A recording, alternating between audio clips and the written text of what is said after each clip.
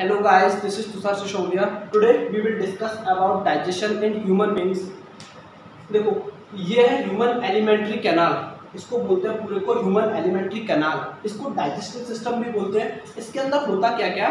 इसके अंदर सबसे पहले होता है माउथ। माउथ मतलब मुंह, और इसके ऊपर एक ग्लैंड प्रेजेंट होती है जिसको बोलते हैं हम सलाइवरी ग्लैंड। जहाँ से सलाइवा निकलता है उसको बोलते हैं सलाइवरी ग्लैंड।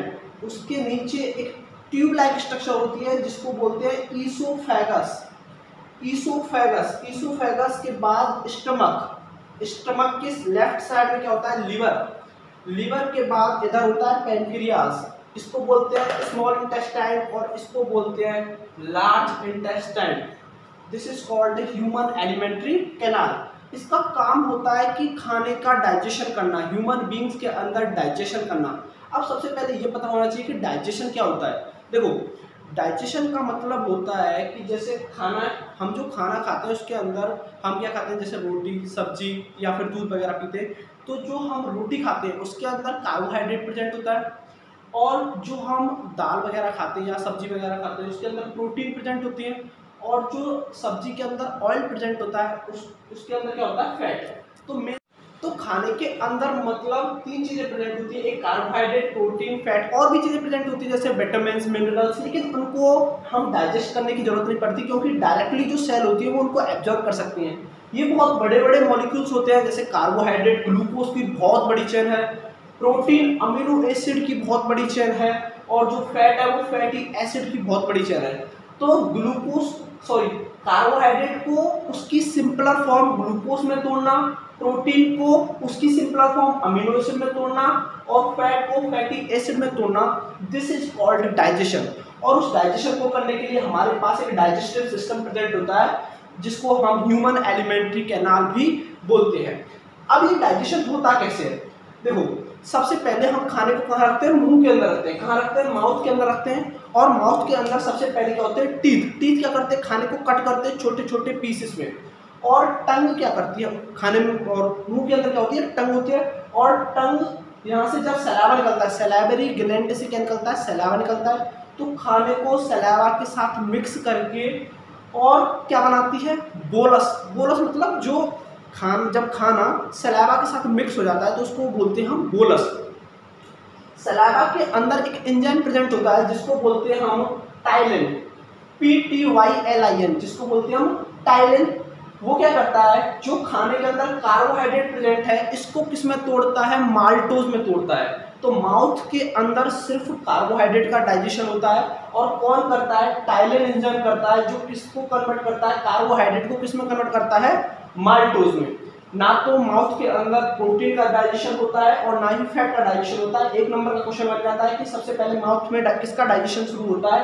तो कार्बोहाइड्रेट का डाइजेशन शुरू होता है, और लगभग 30% कार्बोहाइड्रेट किसमें कन्वर्ट कर दी जाती है? माल्टोज में। सिर्फ 30% कार्बोहाइड्रेट किसमें कन्वर्ट कर दी जाती है? माल्टोज में। और किसके द्वारा? टाइलिन एंजाइम के द्वारा। उसके बाद खाना कहाँ आता है? नीचे आता है। किसमें आता है? ईसोफेगस से। ईसोफेगस के अंदर ना तो कोई एंजाइम प्रेजेंट होता है, ना कोई ग्लैंड प्रेजेंट होती है। इसके अंदर ना तो कार्बोहाइड्रेट का डाइजेशन होता है, ना प्रोटीन का, और ना ही फैट का। उसके बाद खाना कहाँ आता है? स्टमक के अंदर। स्टमक के अंदर कुछ एंजाइम्स प्रेजेंट होते हैं जैसे पेप्सिन, रेनिन, HCl प्रेजेंट होता है, और म्यूकस प्रेजेंट होता है।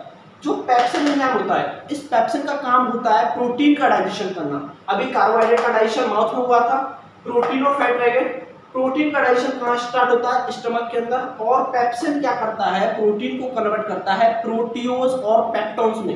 ये प्रोटियोज और पेप्टोन्स क्या होती है? ये थोड़ी सी पॉलीपेप्टाइड की छोटी चेन है, मतलब ये डाइपेप्टाइड है। जैसे मान के चलो कि अगर प्रोटीन 1000 अमीनो एसिड से मिलकर बनी हुई है तो उसकी कम से कम उसको 100 छोटी छोटी यूनिट्स में तोड़ देता है। अगर प्रोटीन 1000 अमीनो एसिड की चेन से बनी हुई है तो उसको 100 की अमीनो एसिड्स की चेन में तोड़ देता है। कौन तोड़ता है? पेप्सिन। रेनिन ये भी एक एंजाइम है, ये भी प्रोटीन पर ही वर्क करता है। जो मिल्क के अंदर प्रोटीन होती है, जो दूध के अंदर प्रोटीन पाई जाती है, उस पर काम कौन करता है? रेनिन। ठीक है। जो HCl होता है, हाइड्रोक्लोरिक एसिड, ये स्टमक के अंदर होता है। इसका काम क्या होता है? What is the function of HCl? इसका काम होता है कि जो पेप्सिन एंजाइम है इसको एक्टिवेट करना, जो पेप्सिन है वैसे इनएक्टिव स्टेज में प्रेजेंट होता है, जैसे ही खाना आता है HCl निकलता है और HCl इसको क्या कर देता है, एक्टिव कर देता है। दूसरा काम HCl का ये है कि इसको एसिडिक मीडियम देता है, खाने को एसिडिक मीडियम प्रोवाइड्स करता है कौन, HCl। HCl क्या है, एक एसिड है। HCl क्या है, एक एसिड है। ये हमारी जो स्टमक की वॉल है इसको डैमेज भी कर सकता है। इसके लिए, इससे बचाने के लिए यहाँ पे क्या प्रेजेंट होता है, म्यूकस। म्यूकस क्या करता है, it prevents the wall of stomach from HCl। HCl के प्रभाव से स्टमक की वॉल्स को डैमेज नहीं होने देता। लेकिन अगर फिर भी कभी ज़्यादा मात्रा में HCl सीक्रेट हो जाए और म्यूकस कम रह जाए तो यहाँ पे छोटे छोटे अल्सर्स प्रेजेंट हो जाते हैं, मतलब छाले हो जाते हैं स्टमक के अंदर। इनको बायोलॉजी की भाषा में पैक्टिक अल्सर्स भी बोलते हैं। तो माउथ के अंदर किसका डाइजेशन हुआ, कार्बोहाइड्रेट का, और स्टमक के अंदर किसका डाइजेशन हुआ, प्रोटीन का। अब खाना खाता है नीचे, इसको बोलते हैं ड्यूडेनम। ये जो ड्यूडेनम है ना, ये ड्यूडेनम स्मॉल इंटेस्टाइन का ही पार्ट है। ये जो ड्यूडेनम है ये स्मॉल इंटेस्टाइन का ही पार्ट है, ठीक है।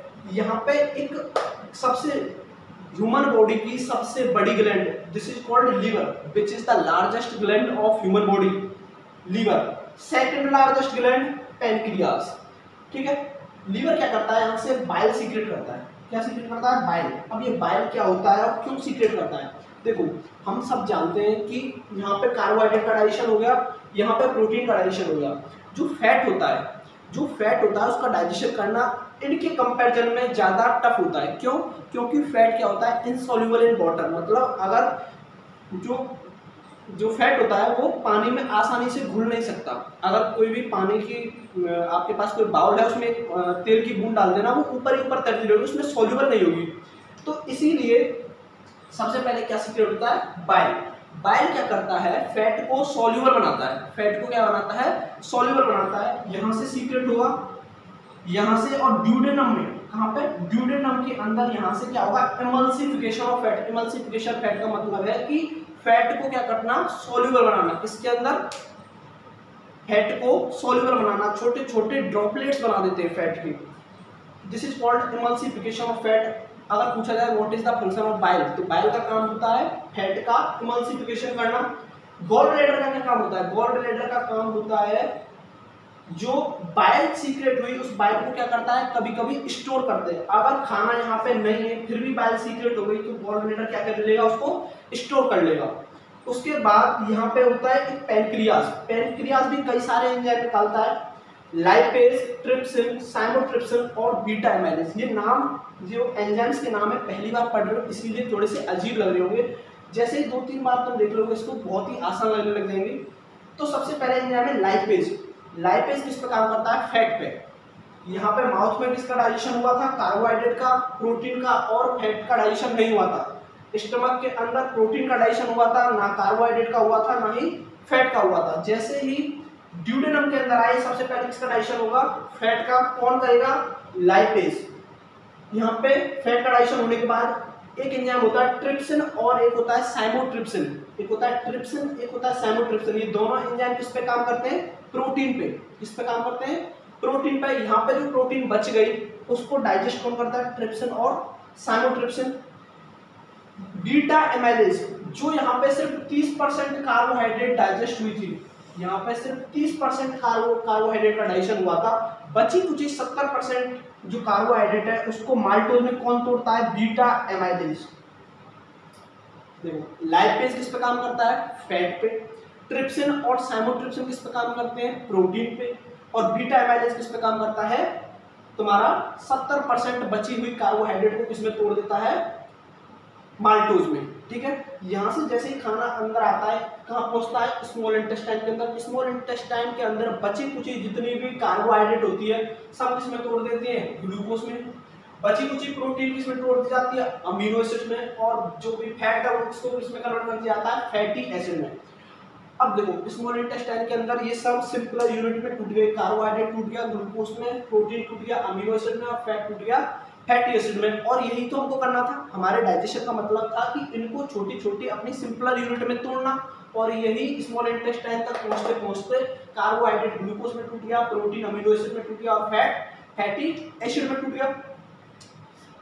यहाँ तक पूरा डाइजेशन कंप्लीट हो चुका होता है, लेकिन ये जो लार्ज इंटेस्टाइन होती है, ये जो लार्ज इंटेस्टाइन दिख रही है, इसका काम होता है कि खाने के अंदर जो वाटर्स और मिनरल्स होते हैं उनका एब्जॉर्प्शन करना।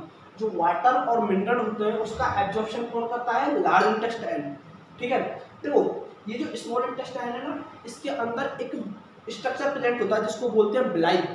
बिलाई ऐसे करके होते हैं, यहाँ पे ऐसे करके प्रेजेंट होती है, फिंगर लाइक प्रोजेक्शंस ऐसे करके। ये क्या करते हैं कि खाने का एब्जॉर्प्शन के लिए सरफेस बढ़ा देते हैं। जैसे अगर ऐसे करके स्मॉल इंटेस्टाइन प्रेजेंट होगी तो वो कम एरिया लेगी, लेकिन अगर ऐसे करके प्रेजेंट होगा, ऐसे करके, तो उसमें ज़्यादा टाइम लगेगा, खाने को निकलने के लिए ज़्यादा टाइम लगेगा। तो जो बिलाई होती है, बिलाई क्या कर देती है? सरफेस एरिया को बढ़ा देती है। उसके बाद खाना इस लार्ज इंटेस्टाइन के बाद रेक्टम में पहुंचता है और जो अनडाइजेस्टेड फूड होता है वो एनस के थ्रू बाहर निकल जाता है। तो ये पूरा था डाइजेशन इन ह्यूमन बीइंग्स। कैसे डाइजेशन होता है माउथ से लेके और एनस तक, कैसे जो पूरा कार्बोहाइड्रेट है, प्रोटीन है, फैट है, इन सब का कैसे डाइजेशन होता है। Thank you.